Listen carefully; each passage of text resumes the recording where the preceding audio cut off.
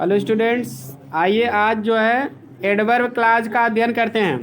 Adverb clause का प्रयोग जो है ट्रांसलेशन में कैसे किया जाता है, इसमें कौन कौन से कंजक्शन आते हैं, किस तरह से हिंदी रहेगी तो उसकी क्या अंग्रेजी बनाई जाएगी। तो ये आपको 9 प्रकार के एडवर्ब क्लॉज को प्रकट करने वाले कंजक्शन है। 9 प्रकार का हम उदाहरण देखेंगे। बहुत इंपॉर्टेंट टॉपिक है क्योंकि बड़े वाक्य में इनका प्रयोग किया जाता है। इसके अलावा सिंथेसिस को समझने के लिए, वाक्य जोड़ने के लिए भी इसकी जानकारी आपको बहुत ज़रूरी है। तो चलिए देखते हैं एडवर्ब क्लॉज। अधिकतर टाइम देखिए क्या क्या प्रकट करता है। Time, place, purpose, condition, result, clause, comparison, contrast तथा मैनर बताता है। 9 चीज़ बताता है। सिंथेसिस में आपको डिटेल बताया गया है इसके कंजक्शन सहित। टाइम माने समय, प्लेस स्थान, पर्पज उद्देश्य, कंडीशन शर्त, रिजल्ट माने परिणाम, काज मीन्स कारण, कंपेरिजन मीन्स तुलना, कंट्रास्ट माने अंतर या विरोध, और माइनर मीन्स तरीका। तो ये इस तरह से 5-9 चीज़ें बताता है। तो चलिए सबका एक एक एग्जाम्पल भी दिया गया है हिंदी और इंग्लिश सहित, उसको आप समझ लीजिए ताकि आपको एक्सरसाइज करने में दिक्कत ना हो। पहला देखिए, समय के लिए उदाहरण दिया गया है। जब तुम वापस जाओगे, जब तुम वापस जाओगे तब मैं तुम्हारे साथ चलूँगा। तो देखिए इसकी अंग्रेजी क्या होगी। आई शैल गो विथ यू, मैं तुम्हारे साथ चलूँगा। कब चलूँगा? व्हेन यू रिटर्न, जब तुम वापस आओगे। एक ग्रामर का नियम ये भी आप सुन लीजिए कि जो है अब होता क्या है कि जैसे इफ वाला वाक्य और व्हेन वाला वाक्य, ठीक है। जब दोनों में जैसे गा गे गी आएगा दोनों क्लास में, तो यदि आएगा तो यदि या अगर तब तो इफ लिखा जाएगा, और जब आएगा तो व्हेन लिखा जाएगा। लेकिन ग्रामर अंग्रेजी बनाते समय ग्रामर हमारा यही करेंगे, अंग्रेजी बनाते इनको हम प्रेजेंट इंडेफिनिट टेंस में लिखेंगे। इतना ध्यान देना है। इफ वाला और व्हेन वाला दोनों वाला वाक्य, दोनों वाला क्लास इंडिफिनिट टेंस में लिखा जाएगा अगर फ्यूचर में दोनों गागे गी आ रहा है दोनों क्लास में। तब देखिए था, जब तुम वापस आओगे, तो इसमें गा आया है, मैं तुम्हारे साथ चलूँगी, इसमें भी गा है। तो इसलिए आई शैल गो विथ यू, मैं तुम्हारे साथ चलूँगा, ये मुख्य उपवाक्य जिसमें मतलब कि कंजक्शन नहीं रहता वो तो फ्यूचर इंडेफिनिट में लिखा जाएगा, और जिसमें कंजक्शन रहेगा यानी व्हेन रहेगा तो उसको हम प्रेजेंट इंडेफिनिट में लिखेंगे। व्हेन यू रिटर्न, जब तुम वापस आओगे। बात समझ में आया? ये मोस्ट इंपॉर्टेंट रूल है, ये वाक्य परीक्षा में भी आता है। व्हेन यू विल रिटर्न दे देगा सिंटैक्स में, तो आपको विल हटाना पड़ेगा, रिटर्न करना पड़ेगा। क्लियर? अगर ही रहेगा तो रिटर्न करना पड़ेगा। ठीक, इफ़ की तरह ये भी एकदम पूरा फंक्शन करता है, यानी इफ़ वाला ही नहीं व्हेन वाला भी अगर दोनों उपवाक्य में गागे गया हिंदी में तो आपको प्रेजेंट इंडेफिनिट का प्रयोग करना पड़ेगा।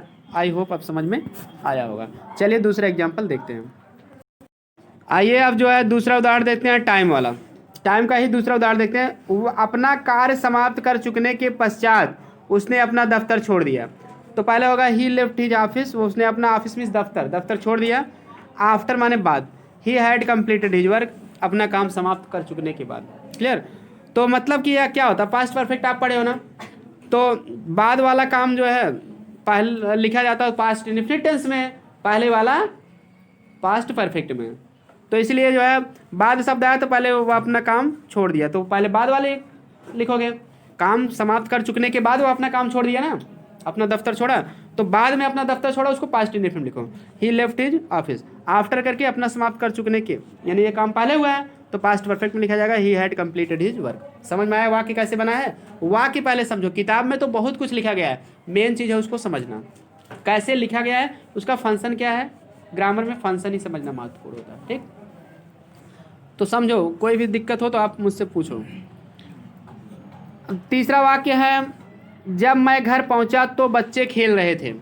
तो व्हेन आई रीच्ड होम, जब मैं घर पहुंचा, द चिल्ड्रन वेयर प्लेइंग, बच्चे खेल रहे थे। एकदम सरल है।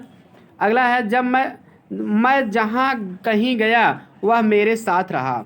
तो ही एकम्पनीड मी, एकम्पनीड माना था साथ में रहना या साथ में जाना। एकम्पनीड मी मतलब किसी का साथ देना, साथ में जाना, साथ में रहना। क्लियर? ही एकम्पनीड मी माने वह मेरे साथ रहा, या नहीं तो आप लिखे ही lived with me, he remained with me. Clear? तो एकम्पनी माने साथ रहना, बहुत बेटर वर्ड है। ही एकम्पनीड मी माने वह मेरे साथ रहा। वेयर एवर आई वेंट, जहाँ कहीं भी मैं गया। अब देखिए जहाँ के साथ अगर कहीं आ जाएगा तो वेयर माने जहाँ होता है, जहाँ कहीं अंग्रेजी वेयर एवर होता है, एक से ज़्यादा स्थान बताने लगता है वो। क्लियर? वेयर एवर माने जहाँ कहीं भी, और व्हेन एवर माने जब कभी भी। क्लियर? एक से ज़्यादा समय की है तो व्हेन एवर, एक से ज़्यादा स्थान है तो वेयर एवर। अगला वाक्य है, तो ये आपका स्थान का एग्जाम्पल हो गया।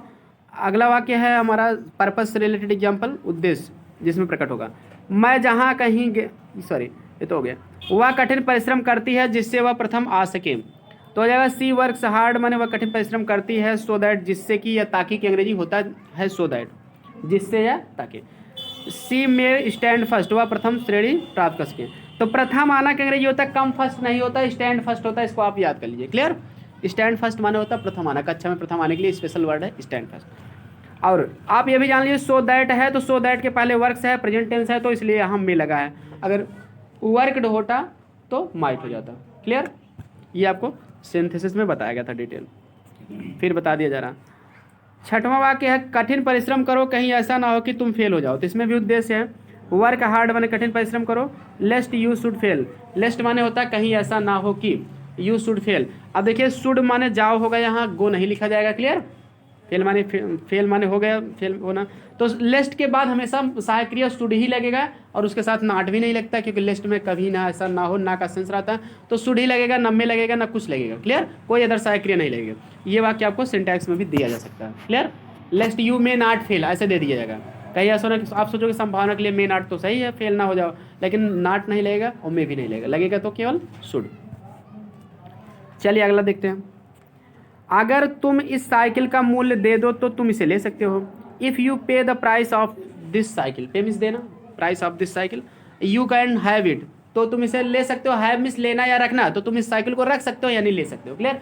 हैव मीन्स लेना या रखना, तो टेक नहीं लिखा गया, तो हैव माने यहाँ हो गया लेना या रखना। अगला है आठवां वाक्य है जब तुम कठिन परिश्रम नहीं करोगे तुम पास नहीं हो सकते। जब तक तुम कठिन परिश्रम नहीं करोगे तुम पास नहीं हो सकते। यू कैन नॉट पास, तुम पास नहीं हो सकते। अनलेस माने होता है जब तक नहीं या यदि नहीं। यू वर्क हार्ड, तुम कठिन परिश्रम। तो अनलेस के बाद वाला भी, अगर इधर वाला प्रेजेंट इंडेफिनिट है उधर वाला भी प्रेजेंट इंडेफिनिट में ही लिखा जाएगा। अनलेस के बाद नॉट नहीं लिखा जाएगा, डू नॉट नहीं लिखा जाएगा, क्योंकि अनलेस में नहीं का अर्थ रहता है। अगला, तो अनलेस माने जब तक नहीं या यदि नहीं। क्लियर? इसको ऐसे भी कह सकते यदि तुम कठिन परिश्रम नहीं करोगे तो तुम पास नहीं हो सकते हो। क्लियर?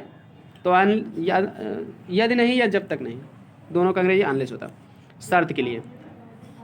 वह इतनी कमज़ोर है कि वह चल नहीं सकती। सी सो वीक, तो इसमें रिजल्ट बताया गया है सी सो वीक, वह इतनी कमज़ोर है that she can not walk, कि वह चल नहीं सकती है।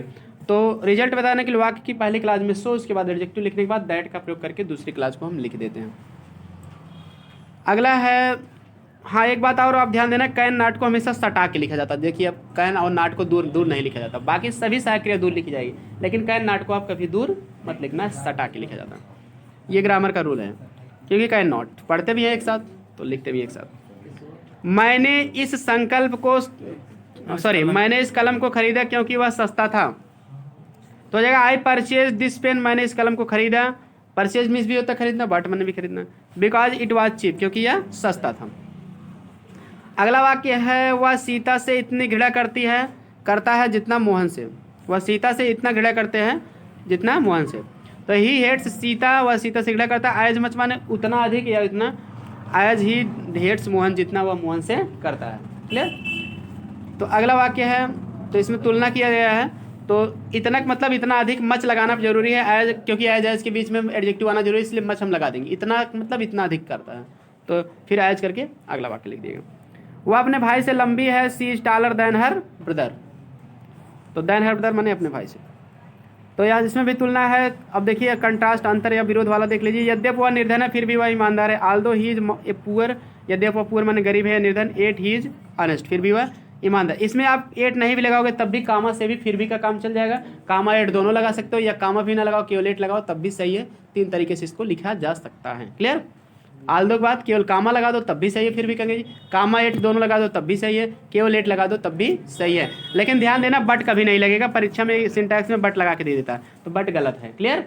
एट लगा के सही करना पड़ता है।